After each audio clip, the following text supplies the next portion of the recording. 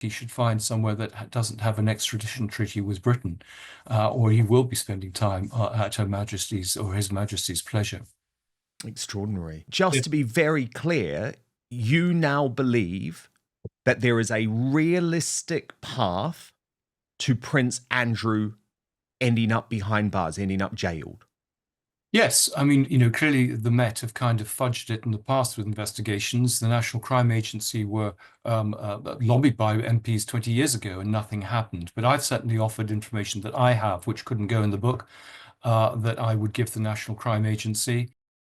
Breaking today, a massive sea change within both Buckingham Palace and Westminster about the future of Prince Andrew, about the action that is now being demanded from the king, both by senior courtiers, the country's top politicians, and his own son. As many royal insiders say, this also can't just be about Andrew. There has to be a reshaping of the British royal family, which also includes stripping princely titles and the right to use HRH status from Harry, Meghan, Beatrice, Eugenie, Archie, and Lily as well. But one man who has been completely behind the downfall of Prince Andrew is Andrew Lownie. He is the author of the bombshell bestseller entitled, which really was the beginning of the end for the Duke.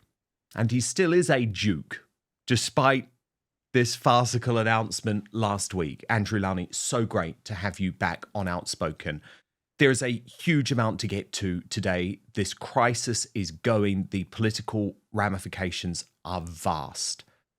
But I want to come to first this quite extraordinary information that you have, which you say will end up seeing Prince Andrew in jail. Now, that has been a prospect that has been a worst nightmare for King Charles and Prince William for the last decade. The deep state and the establishment have done their best to avoid it from happening. Why do you now think, Andrew, that everything has changed? Well, I think it's literally changed over the weekend. I think the feeling was that the announcement on Friday really didn't go far enough. It was just a piece of window dressing. I mean, it should have come from the king. Andrew shouldn't have been allowed to get away with the sort of some of the claims he made. And public opinion is way ahead of the palace and indeed the government, rather like it was when Diana died, and the palace had to slightly swerve and respond to it. But you're absolutely right. It's no longer the problem of Andrew. It's the wider problem of the monarchy and how it has protected its own. I certainly found in my research that the palace were protecting Andrew. They were not taking any of the complaints that were made to the Queen or her secretaries. They weren't taking them seriously. Indeed, she was giving him honours each time he was quoted in some scandal. There were lots of complaints about his time as a trade envoy.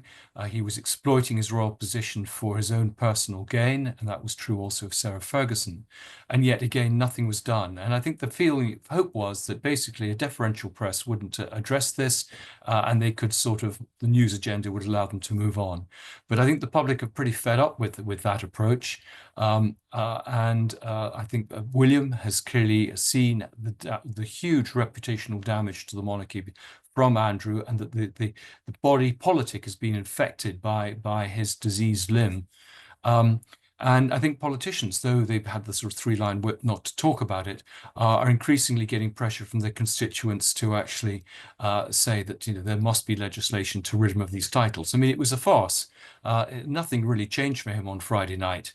It's perfectly easy to get rid of these titles. Queen Marguerite of Denmark got rid of 4 princely titles for her grandchildren. They're letters patent. There are plenty of MPs who would give parliamentary time to this. There's huge public support, I think about 80% support for it. So, but I think the titles are only one part of the story. And as you alluded, I think the real question is whether he should face charges. And I think the charges on the Epstein case are more difficult to sustain.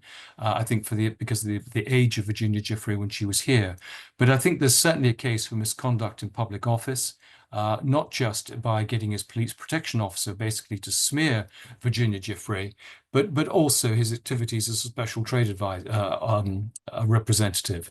And there are plenty of occasions which I outline in the book where he shoehorned in meetings when he was meant to be promoting British trade to promote either Jeffrey Epstein's business interests or David Rowland's.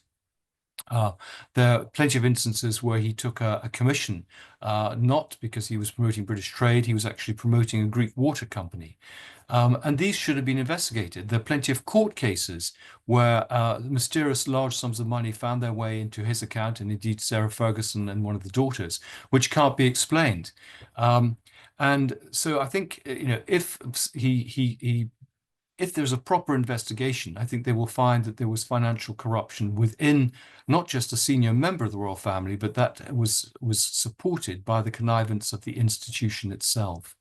So I think we're in very serious territory here, probably the most serious royal crisis since 1936 and the abdication. Indeed, because the prospect of a trial could obviously overshadow the end of the reign of Charles III and the beginning of the reign of King William V. But just to be very clear, you now believe that there is a realistic path to Prince Andrew ending up behind bars, ending up jailed. Dan Wootton Outspoken is available as a podcast too. So to listen or watch us on the go, wherever you are, then please subscribe on Apple Podcasts, Spotify, or wherever you listen to your podcasts. And as a personal favour to me, please rate and review, as it really helps our independent show. Yes, I mean, clearly the Met have kind of fudged it in the past with investigations. The National Crime Agency were lobbied by MPs 20 years ago and nothing happened. But I've certainly offered information that I have, which couldn't go in the book, that I would give the National Crime Agency. I couldn't put in for legal reasons, but I think would give them some pretty strong evidence. Okay, so to be clear, just want to be very, very clear on this. You're saying that you personally have evidence of new criminality conducted by Prince Andrew that you were unable to include in your book, but you have passed it on to the authorities. I haven't passed it on to the authorities, but I'm offering to pass it on to the authorities. This may not be enough evidence to charge him with anything, but I think it should be investigated. I know that this evidence was passed to the Queen's private secretary, and the people who passed it were told that she wasn't interested. I think there's a very strong case here, and it's a question of getting people to give testimony and support it. But yes, I think there is a very strong case for him to be investigated. And of course, he should be making himself as a material witness available to law enforcement in the States. I know the Senate Oversight Committee are keen to talk to him. I think the lawyers of the victims would like him to come and talk.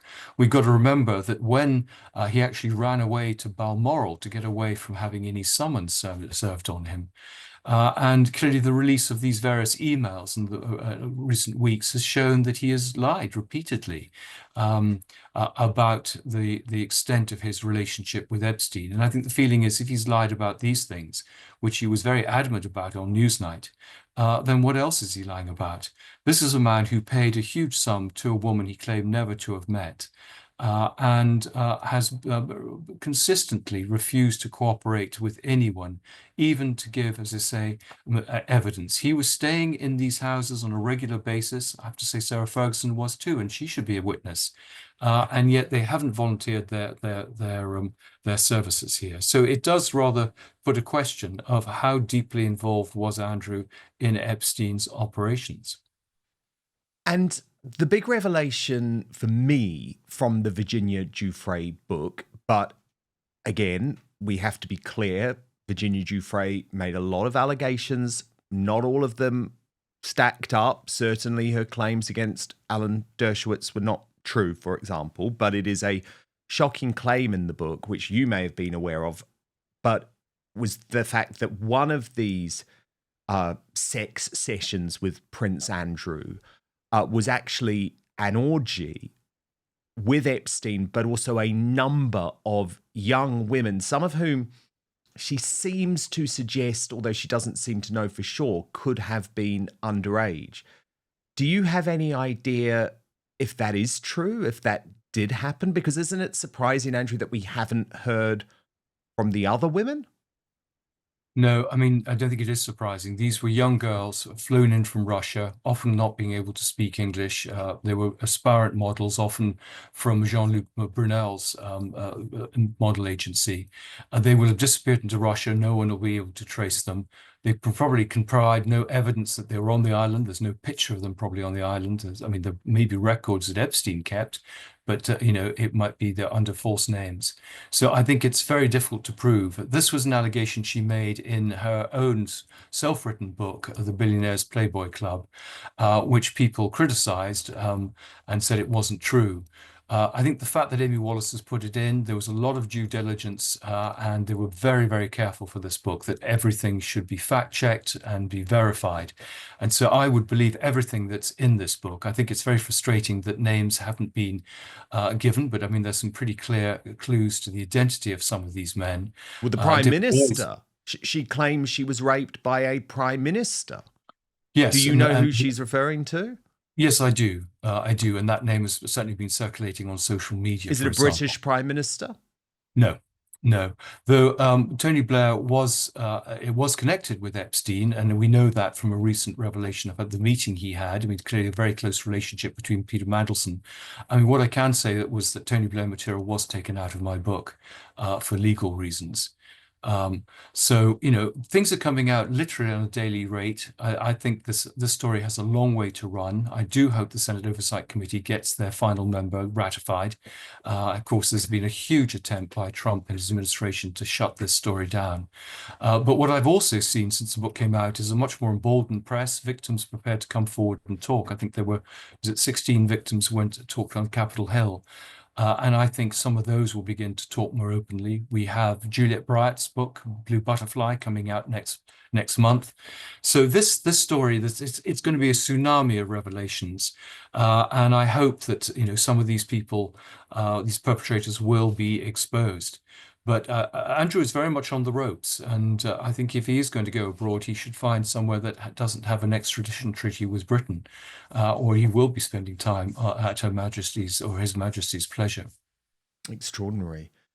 There has been a complete sea change at Westminster, even over the past 24 hours, Andrew. It's fascinating how fast this is moving. I feel like I'm pretty tapped into it. And even on Friday, people were sort of accepting of the original statement and thought, okay, maybe that will work. But no. There's been a big change, and there was a huge moment in PMQs today in the House of Commons. Now, Ed Davey, the leader of the Liberal Democrat Party, the third biggest party in the UK Parliament, raised this matter. It was very obvious that Starmer didn't want to go there. Of course, for a Prime Minister to be talking about the royal family in the House of Commons is just not what you want to do.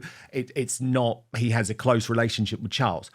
But what was absolutely fascinating is under huge pressure, by the way, from his own backbenchers, but his own cabinet ministers as well, who really do think the government should be doing far more when it comes to removing Andrew's titles. He did concede, and you'll see it here, it happens pretty fast, but he did concede that at the very least there should be an investigation into what's going on in terms of Prince Andrew and Royal Lodge. Watch this. But first, this time of year, the air gets harsher, the heating's on, and skin takes a beating. Dryness, fine lines, that loss of bounce. So now I need to tell you about how I've been avoiding those issues through the incredible products of One Skin, the world's first skin longevity company.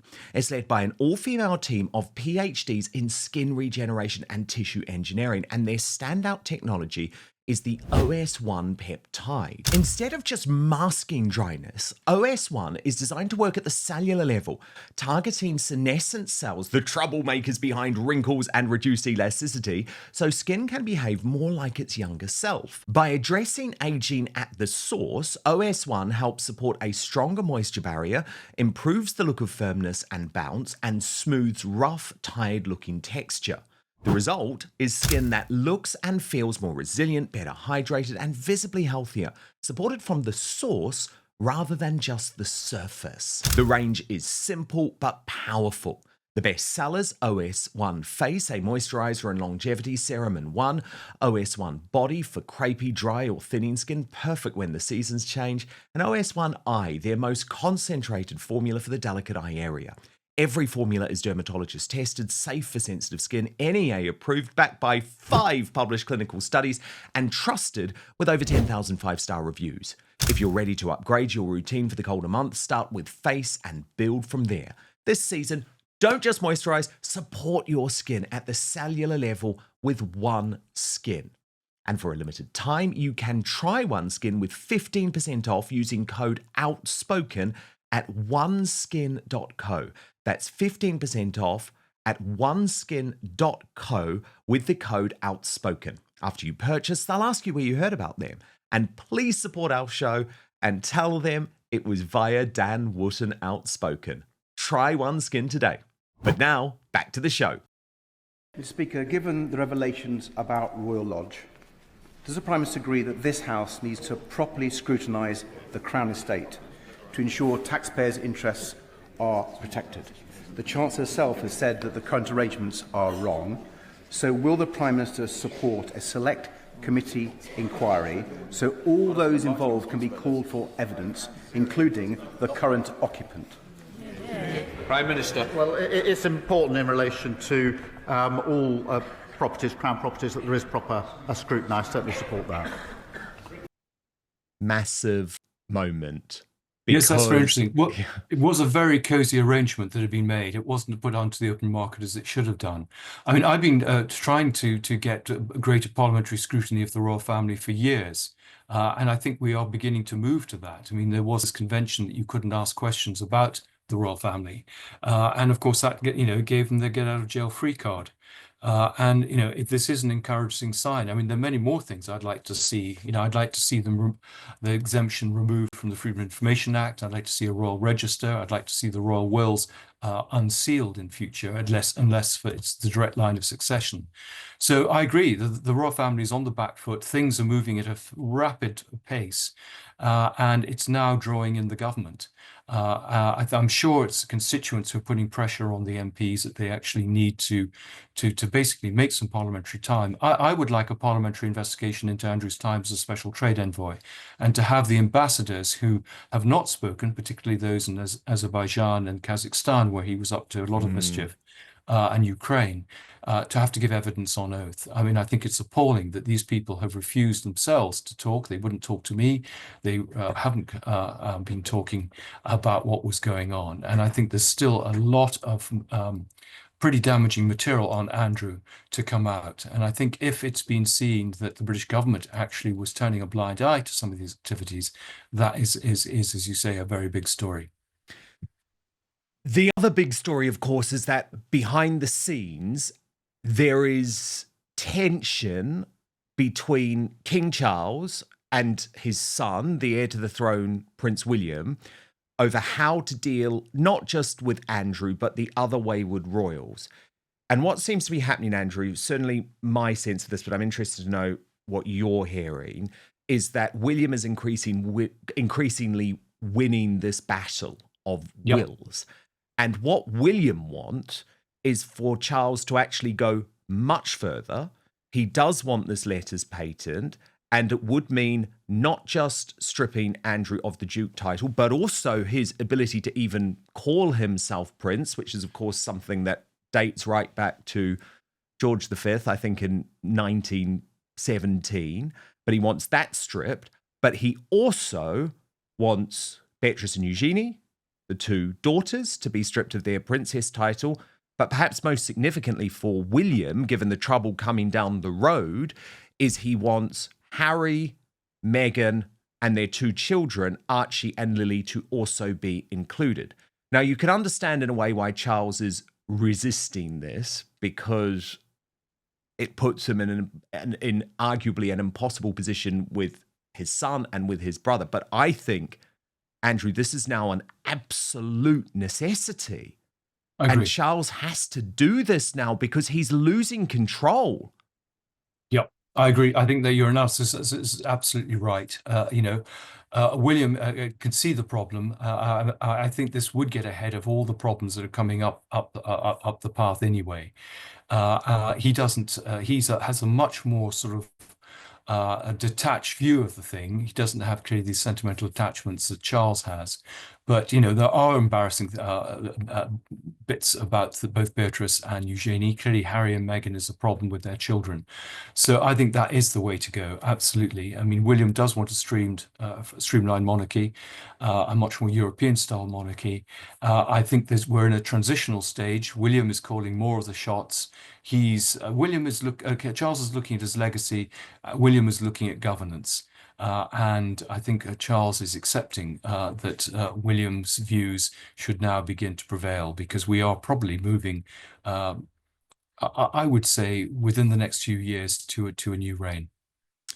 Yeah, indeed. Because I think that is one of the pieces of context which is missing in the mainstream media because they don't speak about Charles's health. I do. I try and do so sensitively. But of course, it's very difficult for William because he knows how close being on the throne might be, and he doesn't really want to come to the throne with all of these issues still outstanding.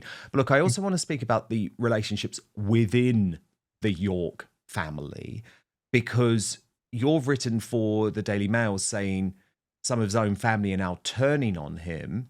And there's also reporting out of America via Rob Shooter, which suggests that even Sarah Ferguson, who up until this point has been completely loyal, might now be trying to get away.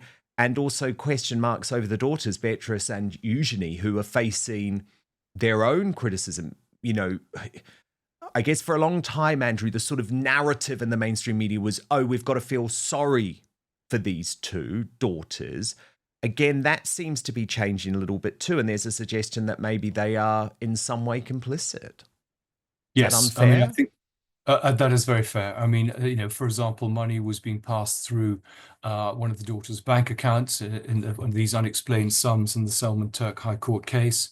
There have been various questions about Beatrice's involvement in the Middle East, her support for Saudi banks. Some of the charitable activities are now under some sort of scrutiny. And so you're absolutely right. The narrative that was pushed was, we should feel sorry for them, they're innocent victims. They're not. I mean, they are very much part of the family. I think they're trying to distance themselves. I mean, I think it was interesting that Beatrice chose to go to Sandringham last Christmas rather than spend it with her parents. It'll be interesting to see what happens this Christmas. They've got their own business interests and their own charities, and I think they feel that their brand is actually being compromised by being associated with their father. I think also they're pretty shocked by some of the disclosures that are coming out. Sarah Ferguson's allegiance to Andrew was always connected with the fact he was a member of the royal family. She could live at Royal Lodge, and this, of course, gave her sort of cachet, particularly business-wise. I think once those things have gone, the attractions of Andrew, shall we say, are less attractive. So I think we will see her parting. I suspect she may go and live in Switzerland. And I think that Andrew may well disappear to somewhere like Abu Dhabi, where he has a palace. So there, as you say, these are rapid developments. I mean, the announcement was only on Friday, and here there's been huge bombshells every day. Royal Lodge is a problem. I mean, he can only be put out of there if he wants to go voluntarily. He has a repairing lease. He's put up £8.5 million. He will get some of that back under the terms of the lease. But, he says he's an honourable man. He wants to put country and monarchy first. Well, if that's the case, then he should be vacating Royal Lodge. Why do you think he's so desperate to stay? I mean, given you've obviously revealed where he could end up, right? And it's sort of a palace in the Middle East. I mean, would that not be preferable to a country where you're effectively a prisoner in your own home, albeit a very lovely home? I would have thought so. I mean, it's good weather. He could play golf. He could have his massages brought in. He would be treated royally by the other rulers there. He would have every extravagance. It would be a jet set life. So, in the way that Juan Carlos, after his various problems disappeared to Dubai. I think that would make a lot of sense, and in some ways it would get round the problem if he was out of any sort of British jurisdiction, and in some ways we'd never had to have a court case, which is clearly what he wanted with Virginia Giuffre. So, things may change. We just don't know what's going on behind the scenes. Just two final things, Andrew, and both are extraordinary in their own way. Do you think it's now just an accepted fact that William has the right to exclude both him and I think Prince Harry from his coronation? And who makes the decision over a funeral for King Charles?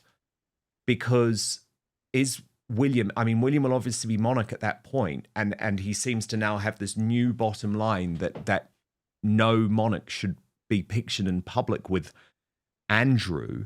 But would he have a right to ban Andrew from his own brother's funeral? I mean, that feels quite extraordinary. I don't think so. I mean, funerals are arranged, by the wishes of the person who has died. So it'd be Charles's call. So he will set up exactly what sort of funeral he wants, a bit like he set up his own coronation, clearly with advice. I don't think you could stop Andrew attending his father's funeral. I mean, that would be pretty cruel. But he can be banned from the coronation? But yes, I mean, the Duke of Windsor, for example, didn't attend the coronation of the Queen. So I think we would see him disappear from public life, apart from those odd occasions. And he might choose not to appear at the funeral, or to have some very, very low-key role. But I think the problem with Andrew, coming back to your question, is his whole status is contingent on being a royal, he calls himself a prince first, then a naval officer, then a husband. And that's the last thing he can hang on to, which is why he's trying to stay in Royal Lodge against all the advice he's been given, and because of with the negative optics.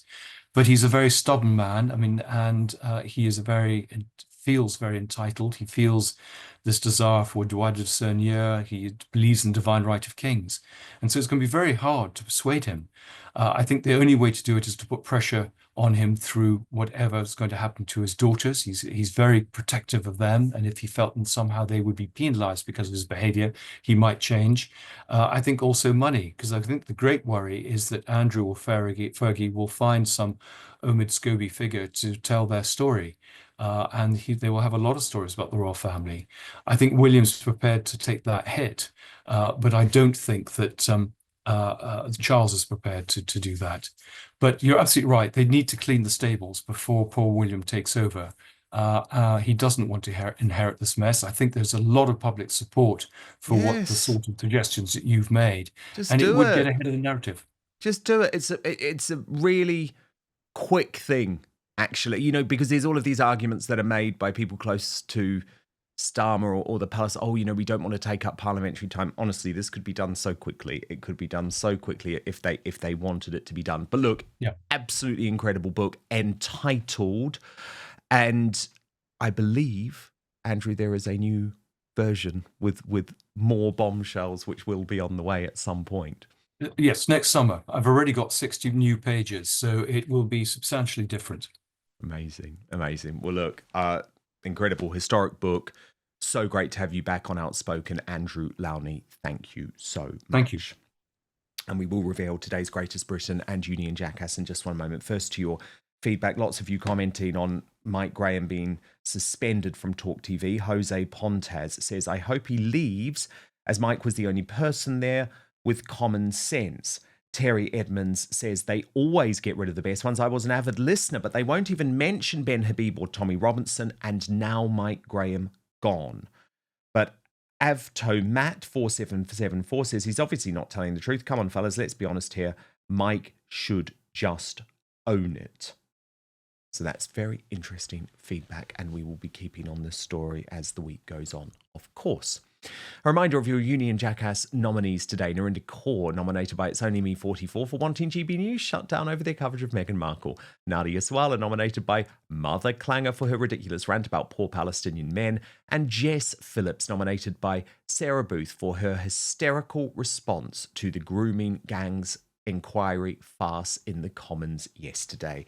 This one wasn't even close, folks. With 5% of the vote, Nadia Sawala The runner-up with 13% of the vote, Narinder Kaur. But today's Union Jackass with an overwhelming 82% of the vote, that is one of our biggest votes ever, Jess Phillips. And the winner, on a very similar note, nominated by Lut Man's Sammy Woodhouse, who says she continues to fight for women and girls despite Keir Starmer and Jess Phillips' attempts to sweep the rape gang inquiry under the prayer mat. Thank you so much for watching Dan Wootton Outspoken. Please click on my face just to the bottom left to subscribe to this brand new independent news source and turn on the notification bell so you'll be alerted to our brand new live shows, uncancelled interviews, and special royal episodes. Outspoken is also now available as a podcast, so you can listen to the show every weekday on the go, wherever you are.